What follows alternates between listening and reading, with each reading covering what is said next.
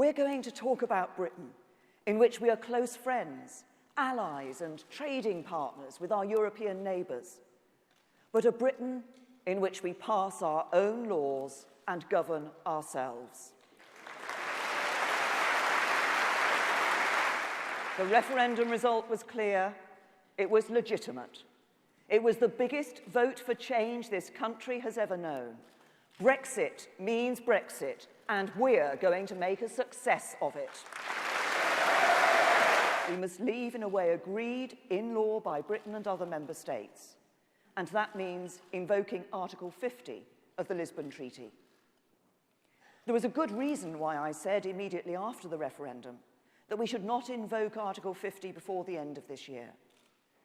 That decision means we have the time to develop our negotiating strategy and avoid setting the clock ticking until our objectives are clear and agreed. And it has also meant that we have given some certainty to businesses and investors. Consumer confidence has remained steady. Foreign investment in Britain has continued. Employment is at a record high, and wages are on the up. There is still some uncertainty, but the sky has not fallen in, as some predicted it would. Our economy remains strong.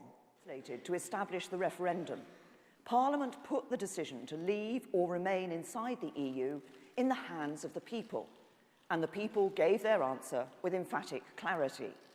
So now it is up to the government not to question, quibble or backslide on what we've been instructed to do, but to get on with the job. Because those people who argue that Article 50 can only be triggered after agreement in both houses of Parliament are not standing up for democracy. They're trying to subvert it. They're not trying to get...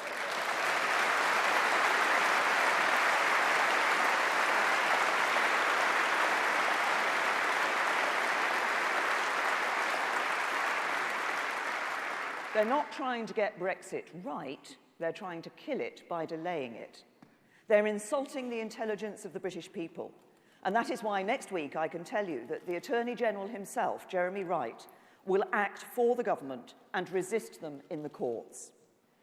Likewise, the negotiations between the United Kingdom and the European Union are the responsibility of the government and nobody else.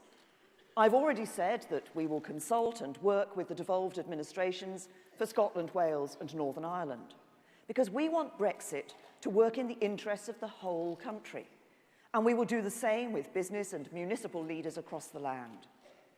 But the job of negotiating our new relationship is the job of the government, because we voted in the referendum as one united kingdom. We will negotiate.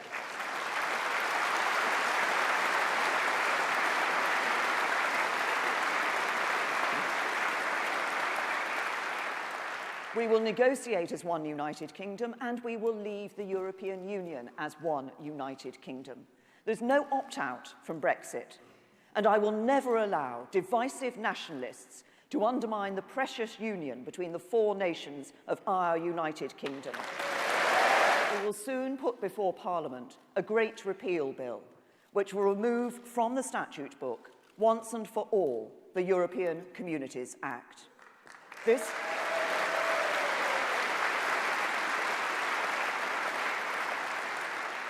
This historic bill, which will be included in the next Queen's speech, will mean that the 1972 Act, the legislation that gives direct effect to all EU law in Britain, will no longer apply from the date upon which we formally leave the European Union. There's no such thing as a choice between soft Brexit and hard Brexit. The line of argument in which soft Brexit amounts to some form of continued EU membership and hard Brexit is a conscious decision to reject trade with Europe is simply a false dichotomy. We are going to be a fully independent, sovereign country, a country that is no longer part of a political union with supranational institutions that can override national parliaments and courts. And that means we are going once more to have the freedom to make our own decisions on a whole host of different matters, from the way we label our food to the way in which we choose to control immigration. It's going to be an agreement between an independent, sovereign, United Kingdom and the European Union.